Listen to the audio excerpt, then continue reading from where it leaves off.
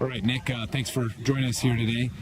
You've been with the team for about, 3-4 weeks now, and you have like a ton of big home runs. How do you explain your hot bat here with the Force?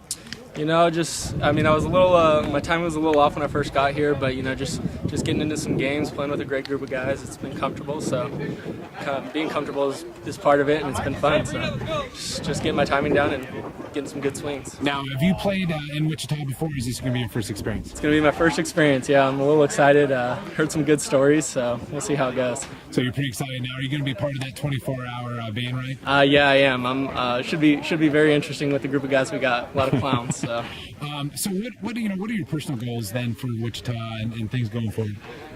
Just to play well and hopefully get picked up somewhere and find a place to play. Okay. Any messages you want to send home to fans and family who will be playing this winter in Wichita? Just hi, how's it going? And we'll talk to you soon. All right, thank you.